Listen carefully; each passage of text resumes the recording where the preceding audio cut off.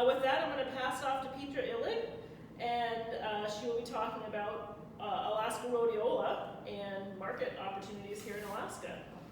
Well, good morning, everybody. Thank you so much. I think this is a wonderful opportunity, and I have to extend my thanks to both your organization and the Alaska Food Policy Council, because you've basically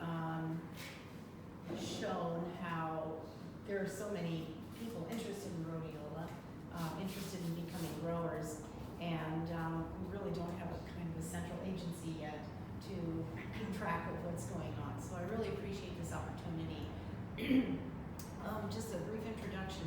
I'm a medical physician and medical doctor in Anchorage. I'm not a naturopath.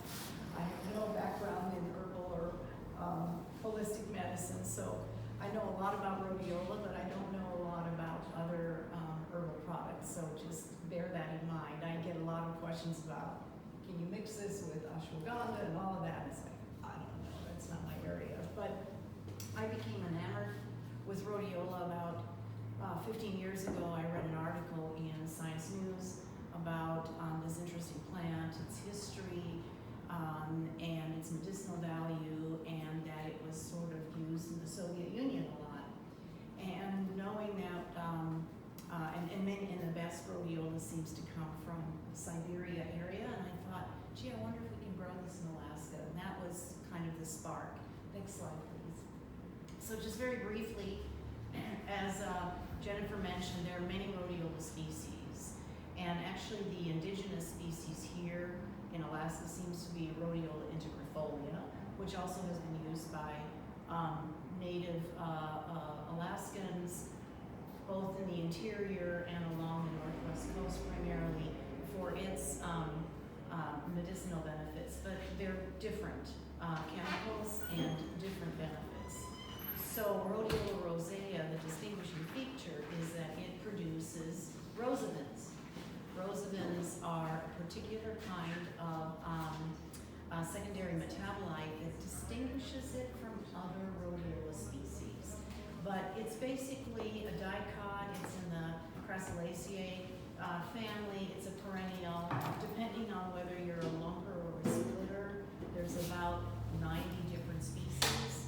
And many of the older textbooks use older taxonomy names. So for example, I have a book here, a classic one from Anne Garibaldi, who wrote a beautiful treatise on medicinal plants of Alaska natives, and they call it Sedum rosea subspecies integrifolia. So a lot of the old books have different taxonomy than is currently used. So now they call it rhodiola, and then the subspecies, Rhodiola integrifolia, Rhodiola cremulata, Rhodiola rosea. The reason it's called rosea is because when you cut the root, oftentimes you get kind of a rose-like odor. Its habitat is subarctic and alpine, and as Jennifer mentioned, it's morphologically plastic. You can have, different appearances in a field from the same seed stock. Next slide, please. There are male and female plants, and people will tell me, how come I have red and orange plants, flowers, because they're supposed to be yellow. They both start as yellow flowers. When the male plant is done doing its thing, it just basically withers away.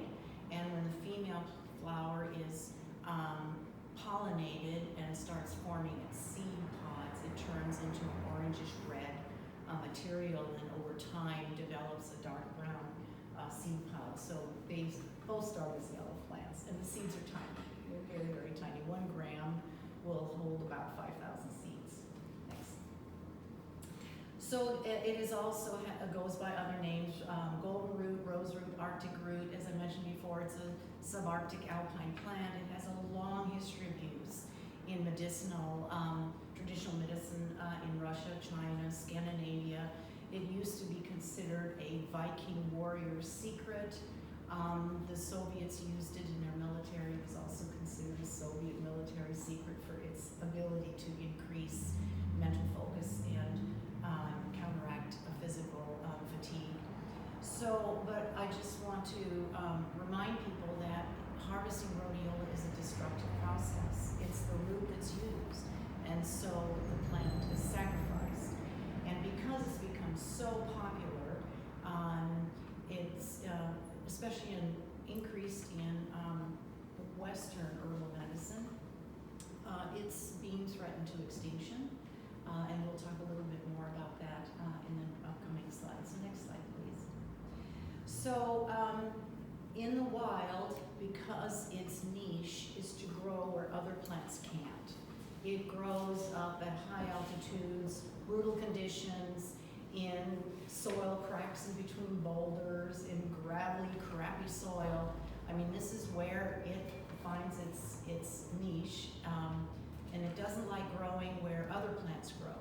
So in the wild, because of those harsh conditions, it can take decades to grow to a large enough size to be considered valuable. And that's why when most of the botanical industry until recently has been relying on wild harvest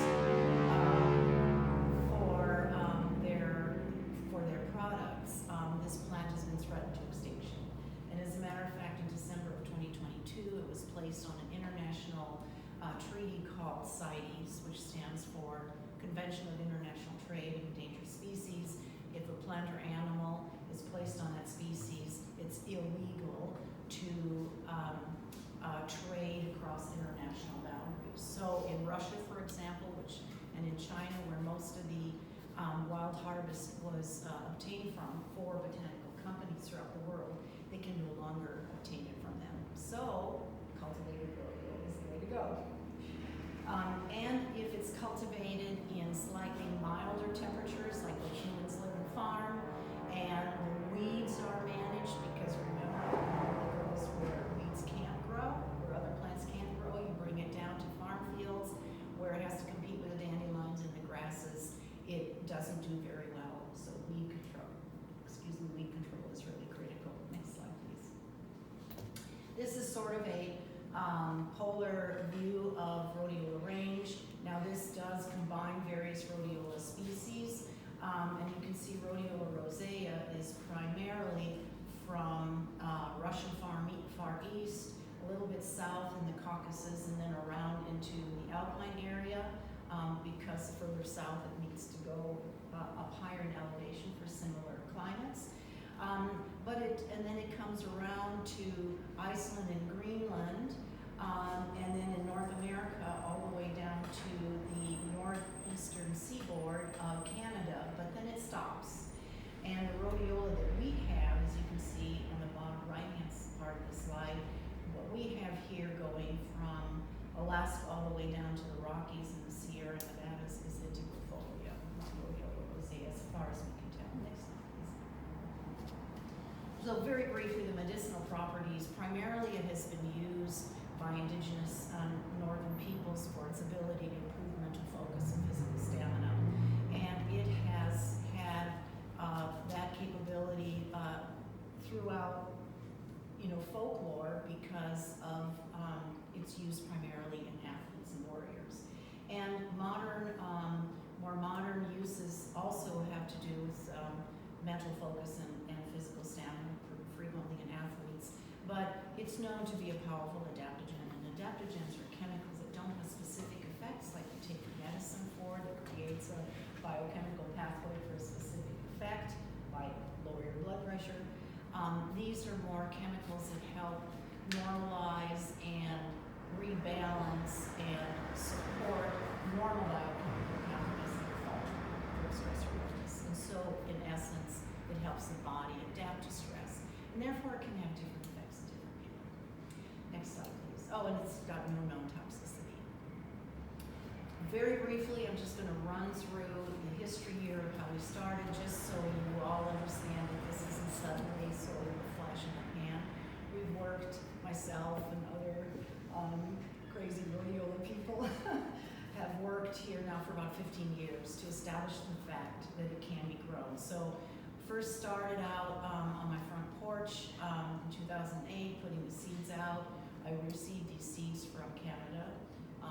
They have an organization called ARGO, Alberta Rhodiola Rosea Growers Organization, and I befriended their agronomist, and he sent me a handful of seeds, gave me some basic instructions, and I went to town. And my neighbors were very, very worried, I can tell you, because my front yard, as you can see.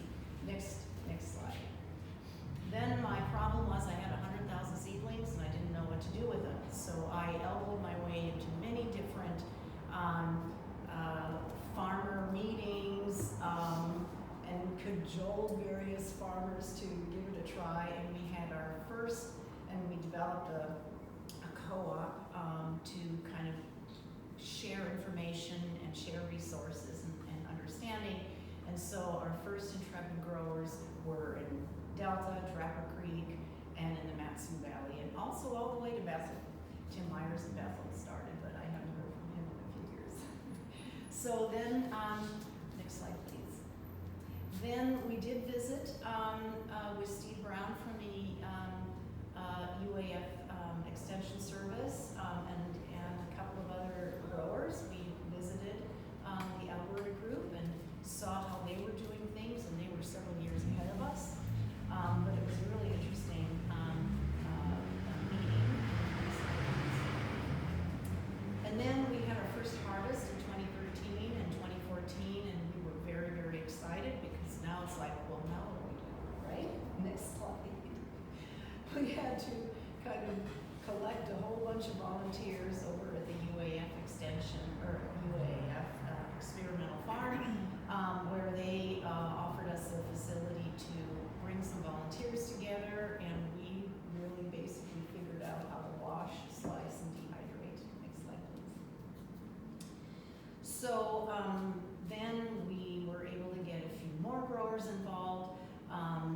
These top three slides on the left, Anchor Point, that's Al Poindexter at Anchor Point Greenhouse. The middle one is Fly Moose Farm that Jennifer mentioned earlier.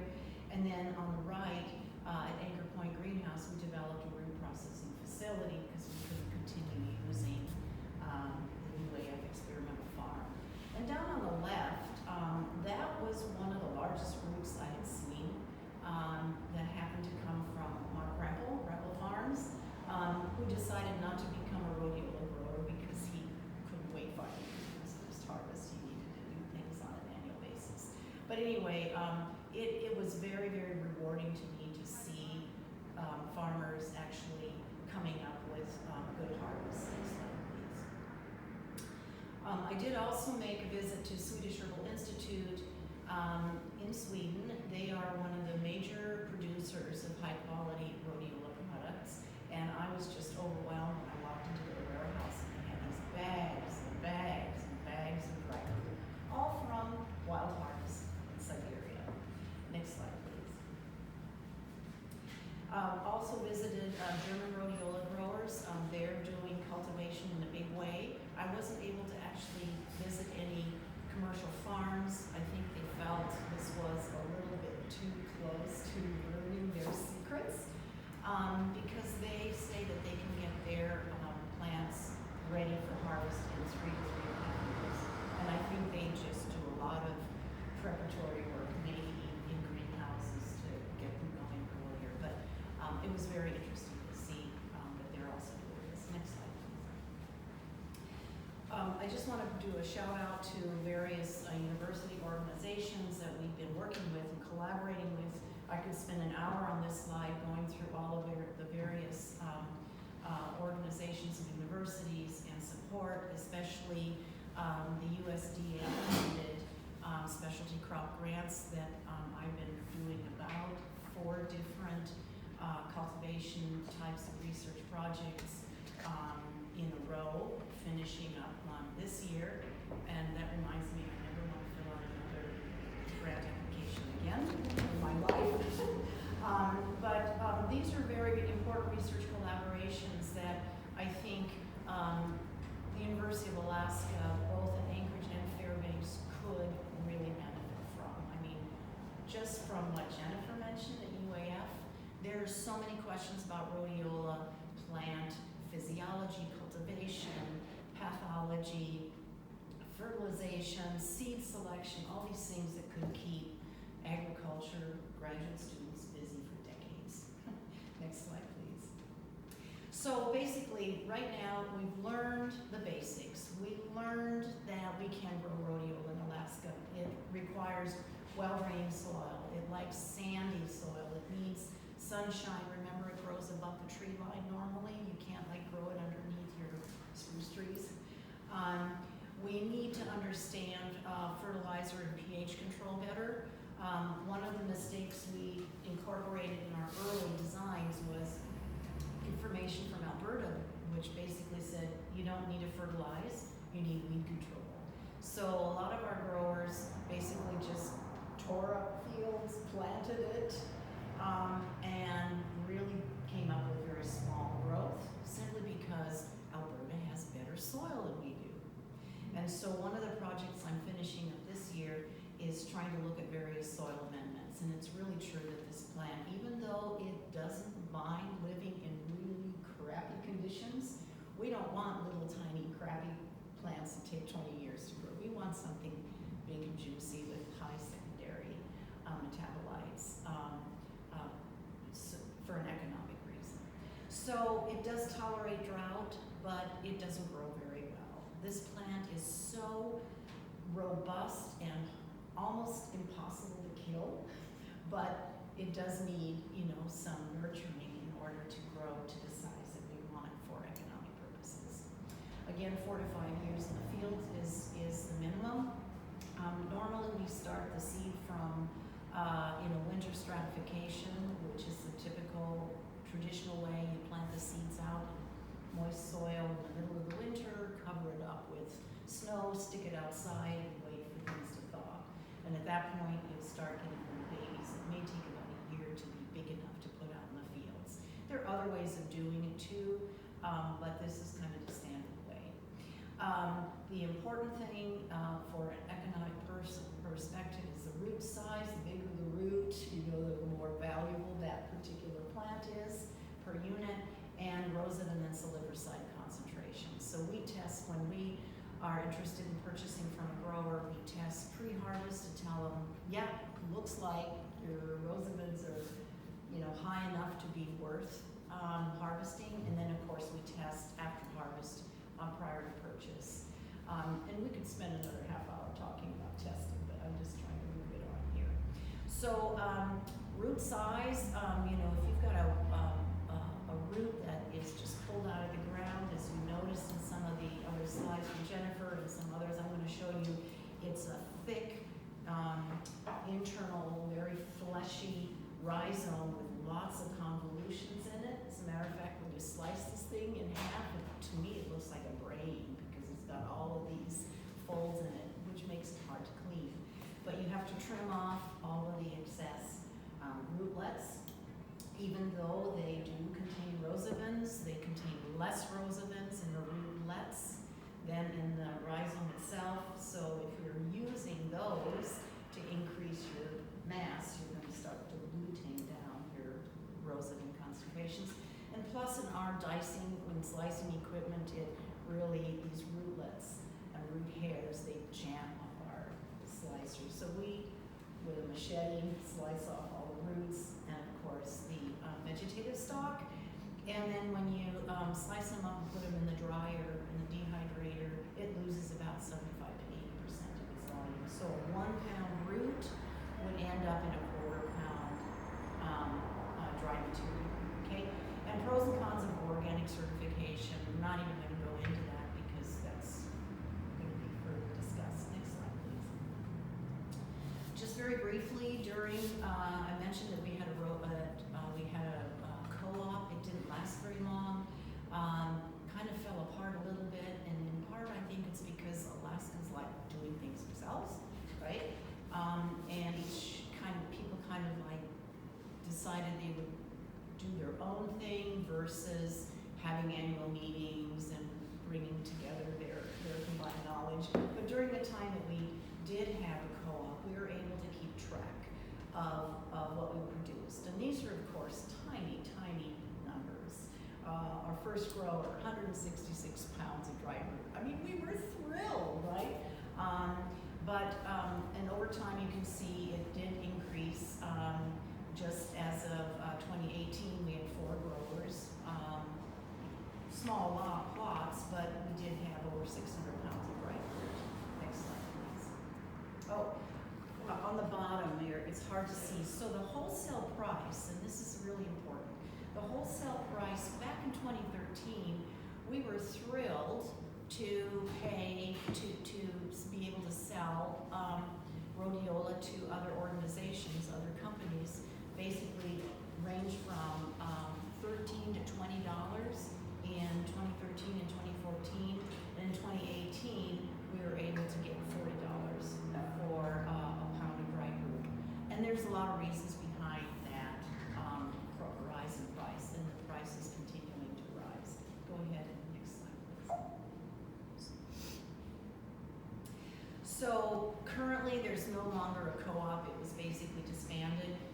And so I'm struggling, and I really am so grateful that you did the survey. I'd love to know who all those growers are so I can call them up. But we weren't able to kind of keep track of everybody. So it was only those few growers that I knew personally that I could communicate with. But I estimate that since then, we probably are bringing in about 2,000 pounds of dry root a year. And so we have a few growers on the Kenai, maybe 5. There's a couple of them in the Matsu Valley. One that is planning on an 80-acre farm at some point. She's taking her time to clear the land and prepare it. And there's another couple of the smaller growers. I get calls a lot from people who just want to grow for personal use, you know, and that's fine with me. But remember, it's going to be 5 years before we have the first cup of rhodiola tea. So again, in order to be economically feasible, I think people need at least an acre a year. An acre, depending on how tightly you pack them, which is dependent on the equipment that you're using. I mean, if you're just using, you know, a handheld rototiller,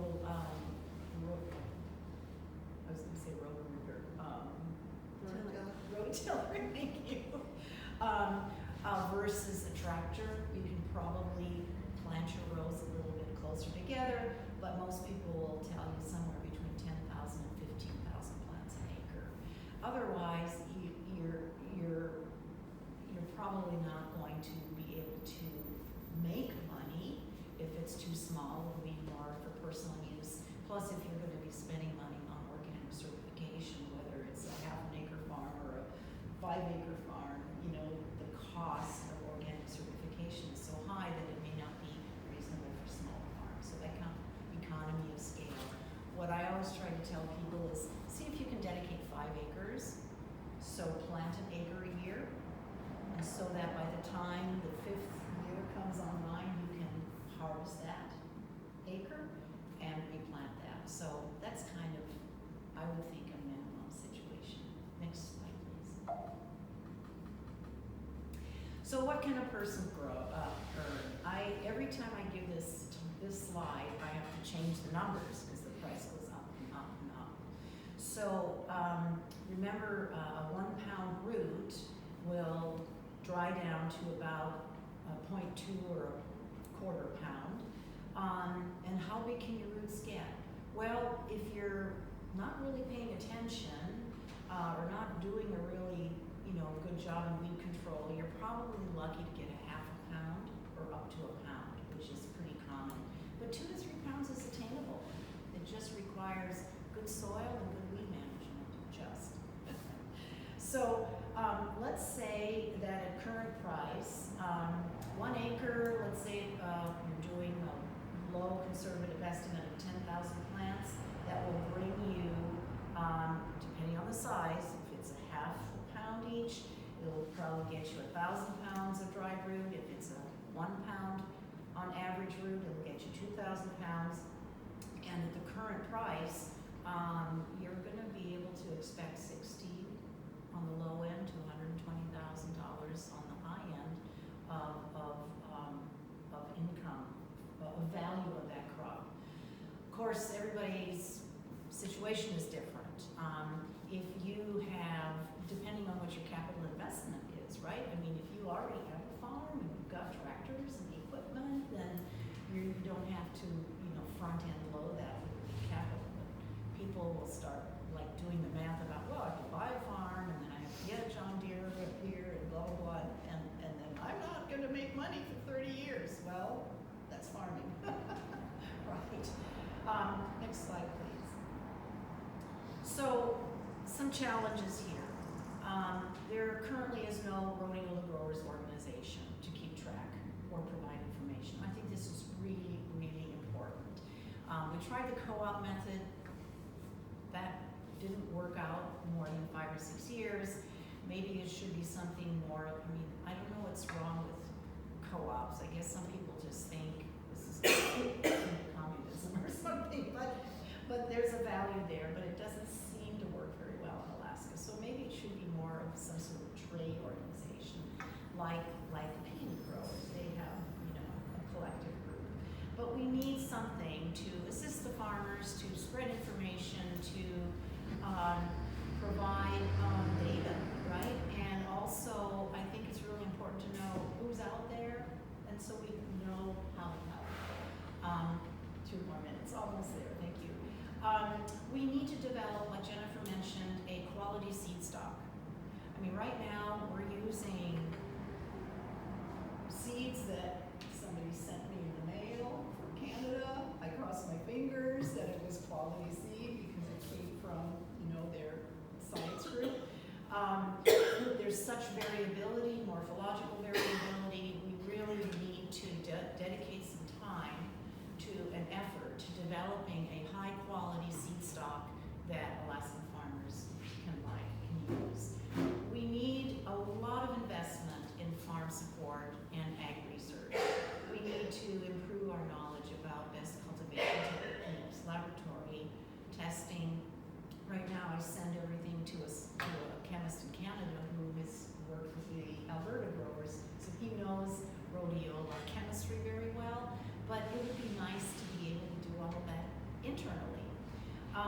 Financial aspects, labor. I mean, the only farms that I think that are really relatively successful are those that have lots of kids, right?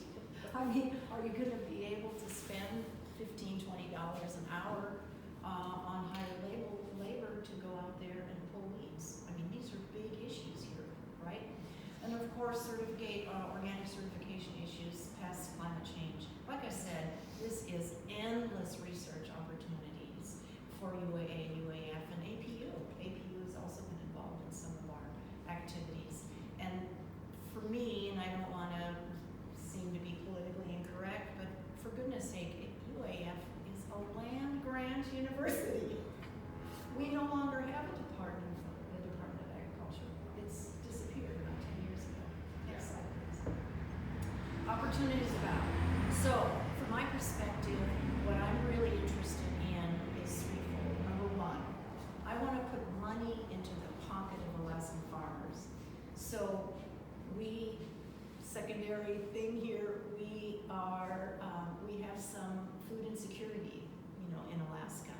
And if we expect farmers to grow food just for the purpose of making money growing food, that's a really difficult thing to do. If we can offer them a crop that takes advantage of our environment and likes to grow here, and they make money growing rhodiola, maybe they'll grow more food on the side. So that's really my goal number one. Goal number two is I want to produce the highest quality cultivated rhodiola on the planet because there's a huge market opportunity here. Just last week I got a call from a company that said, can we buy 2 tons of dry rhodiola root? I mean, this happens all the time because they can't get it anymore. And so to produce the highest quality of cultivated rhodiola on the planet would put us in the forefront of rhodiola markets. And then the last thing my last goal is to develop an internal, vertically integrated industry here based on our rhodiola. We make products currently. We are selling the tincture. Last year we did over $1 million worth of sales website on Rhodiola tincture. We are currently building in locally here in Anchorage an extraction facility. We're investing about $1 million worth into putting in equipment and getting ready to do secondary extraction to get to what Jennifer pointed out, to a dry powdered extract. With the idea that this would be the seed for other products, okay? So, I know, so what we wanna do is get the money in Alaska and actually purchase rhodiola harvest from Alaskan farmers at the very highest price so that we can keep the money on Alaska. I think that's pretty much really just another couple seconds. So, market research basically in 2022 is that the global sales of rhodiola supplements was over $14 billion. And we could definitely become the major global source of high quality rhodiola rosea for the world market, but that requires more growers. Thank you. Wonderful. Yeah. Thank you so much. I think my next slide just has contact information. That's organic. Oh yeah, well, we'll talk about that. Yeah, let's talk about that one. Thank you. Thank you. So much information. We are a little over, but we can have time for 2 quick questions. Is anyone here have questions in person? I know we have a couple online. What does the production in Canada look like? How are they doing? I'm not privy to that information. It's a little bit kind of kept to their chest. But they have been doing this since about 2005. And they have a lot of international buyers. They don't make a product themselves. They sell the dry fruit. And they have different categories of pricing depending on whether it's conventionally grown or organic and the percentage of rosavins and silicides. But I would suspect that they do a few thousand pounds a year. Okay, and then 2 questions from online. One is, are there any companion plants that grow well with rhodiola? Well, we know that dandelions love growing with rhodiola, but rhodiola does not love growing with dandelions. There's some ideas that perhaps certain kinds of mosses might help promote growth, but this is an area of research. Right. And can you propagate rhodiola using the rhizomes themselves? You can, and we just harvested some root cuttings that were planted about 3 years ago. They live, but they don't look that. They don't seem to. Once you cut that root and you put it in there, the plant is alive and it'll continue growing. It just doesn't seem to flourish, and we don't know yet why. So I don't think that's, from what we know now, which is very little, I don't think that's a real good way of propagating for commercial purposes, unless we find some sort of magic solution to making it say, yes, I